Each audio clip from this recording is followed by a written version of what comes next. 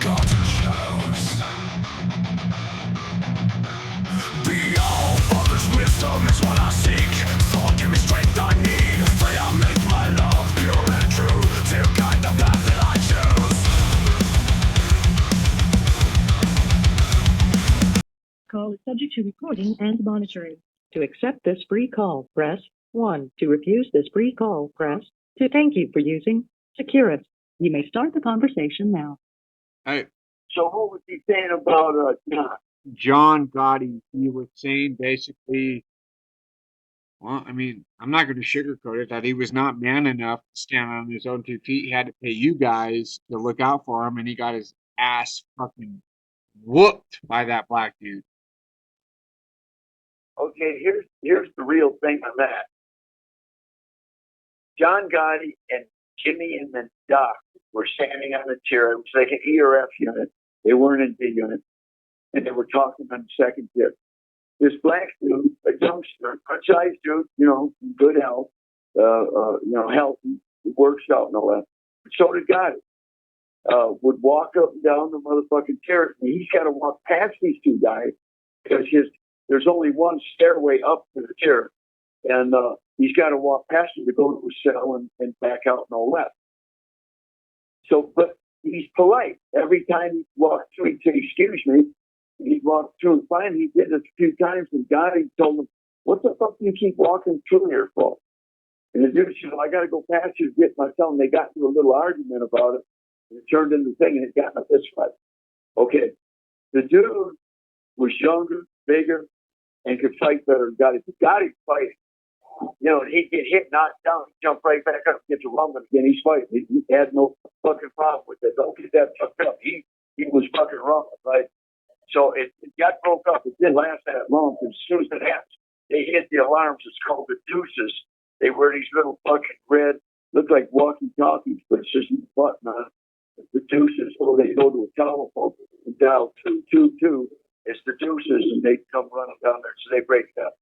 So Gotti got with us because Gotti's trying to get next to Duke because they got separated.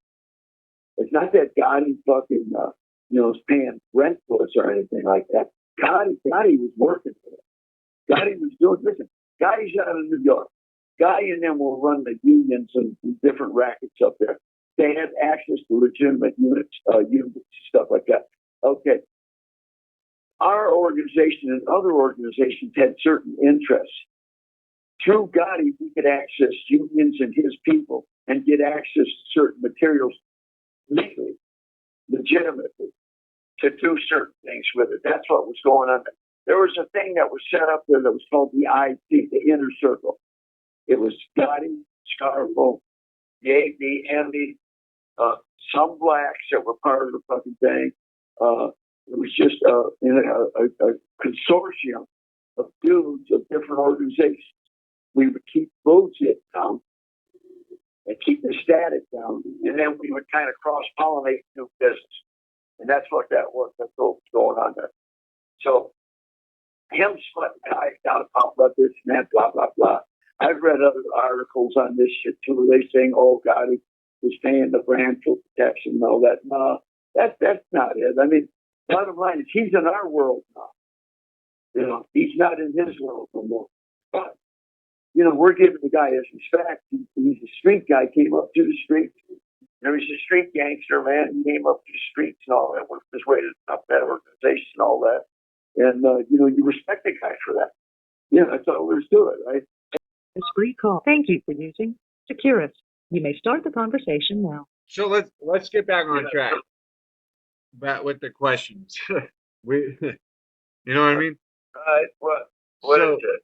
What was it that exactly happened with Puppet, man? There's some weird things going around. They killed him. But like They killed him. about something about with punks or something, like he lost his mind. No, they killed him. Bubba was always kind of crazy because they used to give him a lot of electroshock therapy in Vacaville back in the days. You see, Puppet landed in San Quentin when he was like 15, and they wouldn't let him go out to the main line until he was 16. and they gave him a knife, told him, "This is how you do this shit." And he said, "Okay." So every time he turned around, a couple of chase motherfuckers across the yard on gunfire, stabbing them up. So they're running them up the back and they'll give him electroshock therapy because they're saying he's too violent. Okay, so TD told me one time, he said, "Yeah, I should have killed Papa a long time ago. I just didn't have the heart to do it." Because Papa was a good guy. But Papa was a little crazy, but Papa was a good guy. So, and he was a good brother. So, and he's a personal friend of mine. So, what happened was Barry got mad at him because we were establishing some new rules and regulations. And I was telling the puppet was kind of flashing at me on it. And I told him, "Well, hold up, don't be talking crazy to me." And he said, "Oh, brother, I'm sorry. You know, this ain't correct that you." He said, "I just like it the old way better." And Barry was mad at him about that. And I told Barry, I said, "Listen, let me handle it. I got Papa. Don't worry about it. Let me handle it. So everything's going to be fine." Well, Barry didn't like him because Puppet was bucking against like the commission and other stuff like that. Because Puppet liked just a loose affiliation of old outlaw motherfuckers that when the shit hit the fan, they all come running and had each other's back. So the thing is Puppet also had some other issues because he had an old lady named Maida Ellington that was in CIW.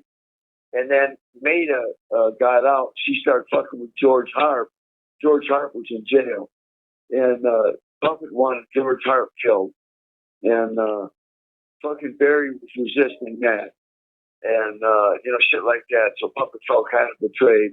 And then Puppet was just kind of, then he was out at Lompoc.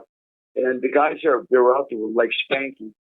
Spanky ain't functioning. He came out of the CDC. He's not functioning. He's in Lompoc. He's just getting high and drinking booze. He was trying to tell Rick Archer to shut the fuck up on the pier when Rick was saying, "Yeah, remember when we were on the yard drinking and passing out?" Spanky's telling, "Man, shut up, because he knows I'm listening." What the fuck are you doing drinking booze and passing out in the yard like a fucking wino? You see, he knows he's out of line. So Puppet didn't fit in this spot at all with what he was from. He didn't fit with him, didn't fit with Dallas Scott. Him and Dallas had a beef. He didn't fit. There was somebody else there he didn't fit with because Papa was more hardcore. Okay, now I heard something about he had a fucking pump. I don't know if he did or not, but I know that he was jamming motherfuckers out there and telling them, "Yeah, I know you'd like to kill me. If you know my brother's gonna fucking kill you." Says keeping your asses in check. Yeah. So the bottom line is, and then Spanky told me that Puppet would come up to the hallway to him when they're walking down. He'd be saying something, and Puppet would start like touching him, like he's shaking him down, checking him for a piece or something, right? So it was one of them things that when Spanky sent word that he wanted to put Puppet in the hat, he wanted the green light. Barry did that, but it wasn't authorized. I didn't authorize it. I was right there at fucking Marion. I would never authorize it. I did not authorize that. So the thing is, that was an illegal killing. That's all there is to it. And the only reason the switchboard operator got a pass is because he believed it was an authentic green light from the commission. Spanky would have got a pass, but he used an outsider to kill him. You never use an outsider. An outsider can't kill a brother. Nobody can kill a brother, but nobody can kill a brother but a brother. That's all there is to it. Anybody else does, they're going to get killed. That's all there is to it. That's just how that is.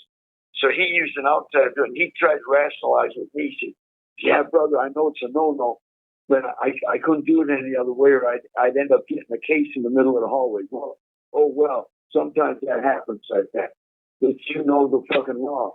This shit, it's carved and stone on the face of the mountain. This shit inflexible.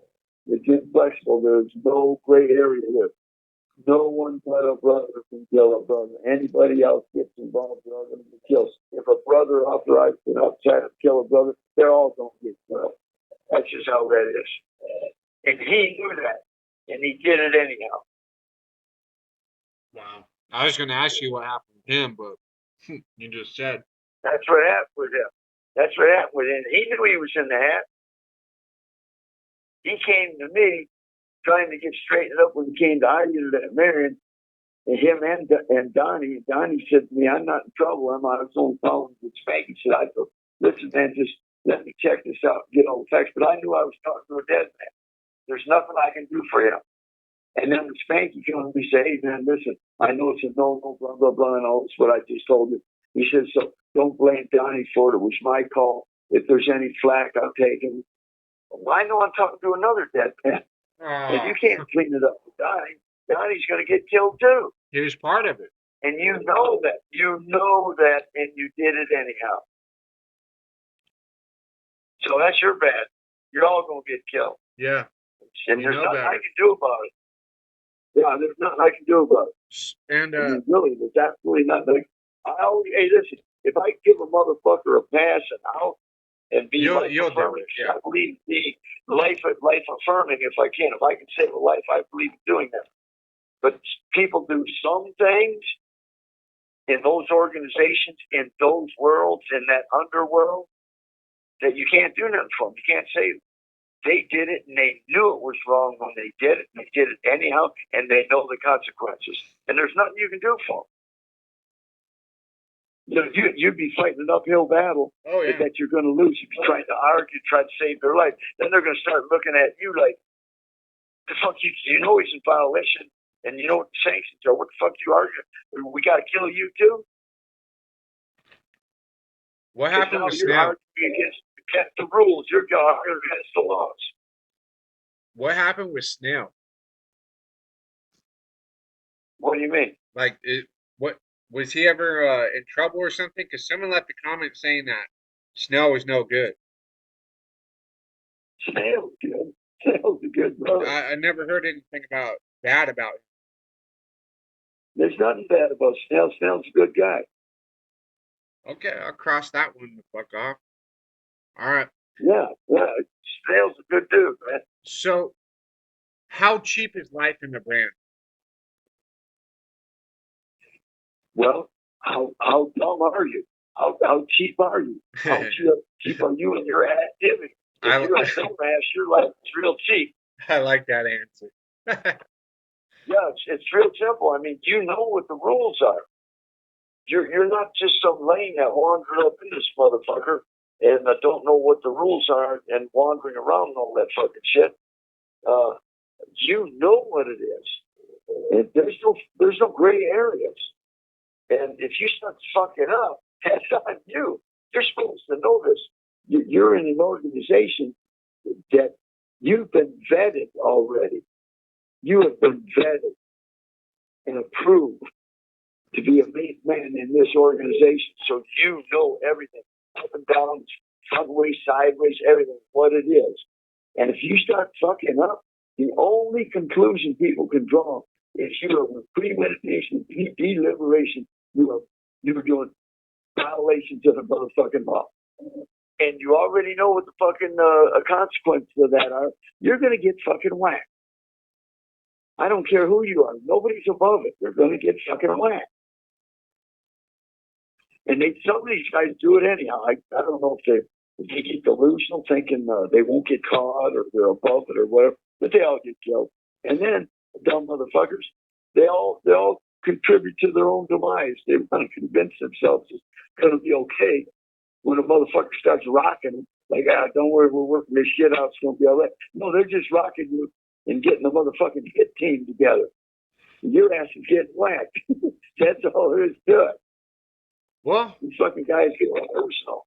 Also, like I was telling you, hey, that thing we talked about last night about that hold up trip in this yard. Yeah. Don't put that up. No, I didn't. Meeting. I had a feeling. Okay, so I had a meeting, and I got something straight, and I'm setting up a meeting where all the players are coming together. Oh, good. Next Monday at 10 o'clock, all the players are coming together, and we're getting everything straight. And that motherfucking shit's getting put to rest, all of it. You should take some bets on that. If that dude ain't going to show up. He's going to show up.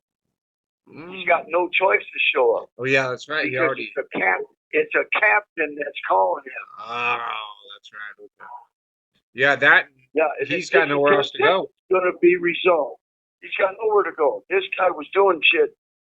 And I even told, when I sat down And I was talking to this captain. I told him, listen, I don't know what school these guys went to, but it wasn't the proper school. They weren't educated properly. They're doing things and saying things and involving people in things and putting people in harm's way, including cops. And making scenes on And I the told yard.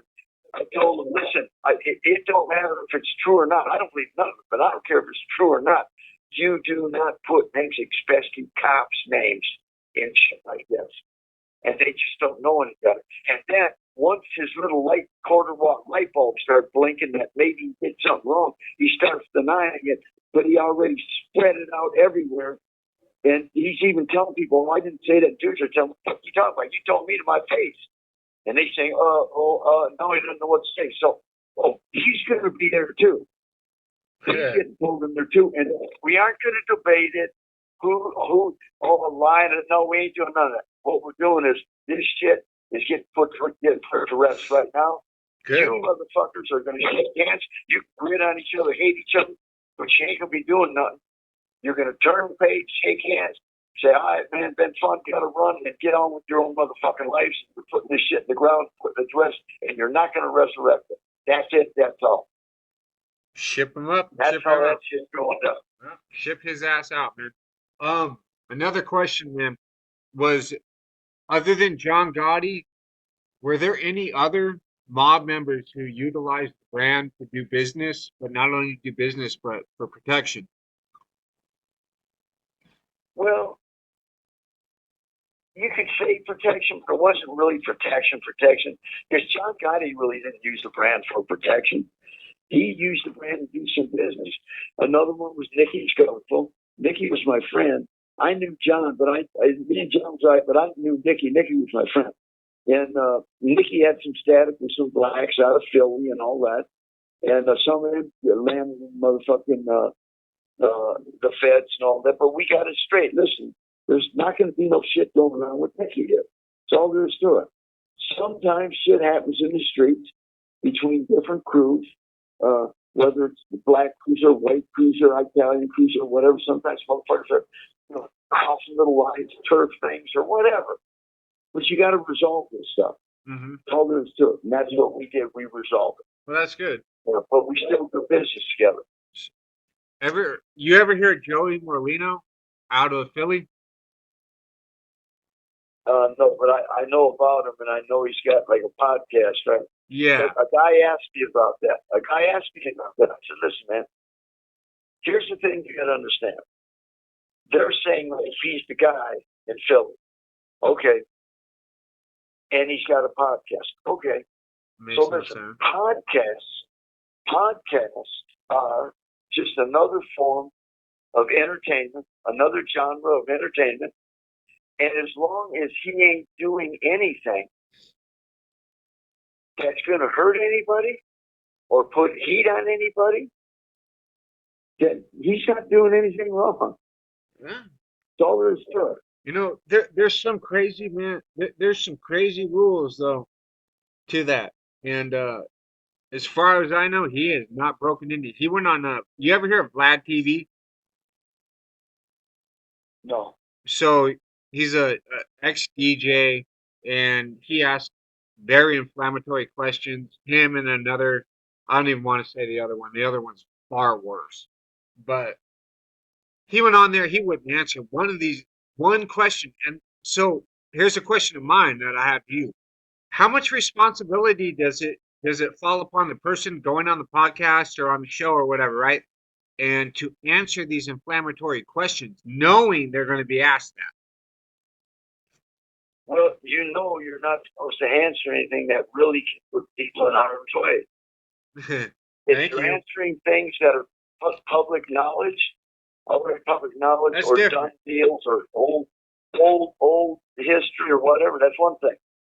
If you're saying things that can cause harm right now to contemporary people in contemporary times that can really hurt people, you shouldn't be saying that.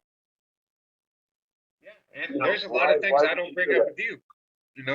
That and there's even some things that I told you, though I'm not going to talk about that. Yeah, and I respect it. I'm not going to hurt people. And there's other stories I know that wouldn't really hurt anybody, but now is not the time and place to say that, because they're deeper. They're in deeper water. They're deeper underground. Stories and tales and stuff like that that really couldn't hurt anyone. It's just But up it's just to not time. the time and place to talk about. Yeah, it's not the time. There's a time and place for everything, and there's also times and places where it's not just time to set that shit out. So, you got to know the difference, man, because you can't be using this shit to hurt people, man. No, I agree. Like I told him one time, I said, listen, man, I do what I do and all that, but I'm not going to fuck people's lives up. I'm not going to fuck them up.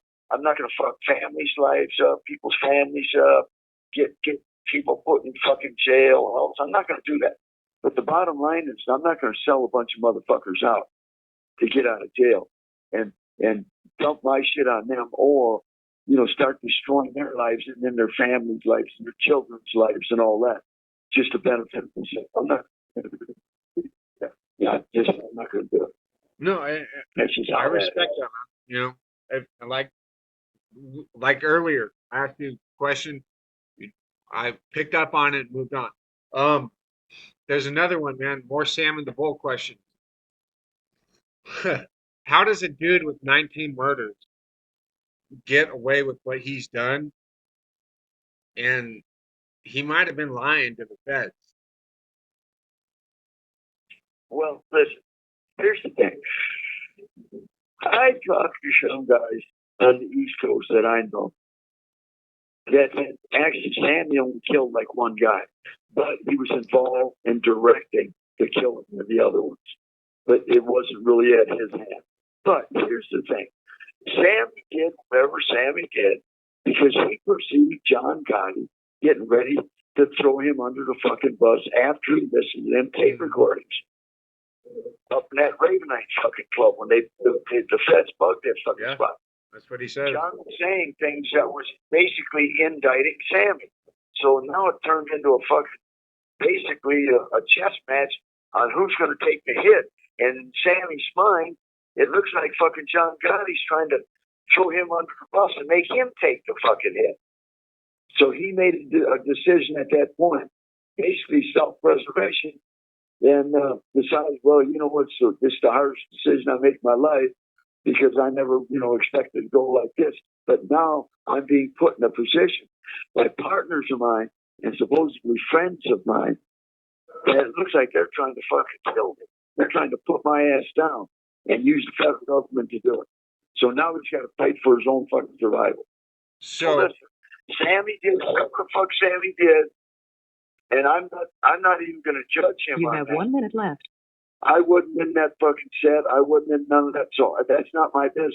Sammy did whatever the fuck Sammy felt he had to do, and that's all there is to it. Now he went gold apparently on a whole bunch of people in different mob crews. So if they got issues with that, that's on them. Mm-hmm. That's not my business. I got another question, but I'll leave it up to you, man. I'll write it down where we left off. If you want to lay it down, or you want to do one more call? Yeah, I think we'll hang it up for tonight, and Okay. I'll let you tomorrow. All right, brother. All right. I'll write it All down. right, you have a good one. I love and respect you and your family. Stay well, stay safe, and I'll holler at you tomorrow. Okay. All right, thank you, brother. I send mines, man. Have a good night. Send mines. All Love, right. respect. Yep, you too. All right, later, All brother. right, later. Got shadows. Beyond others' wisdom is what I seek.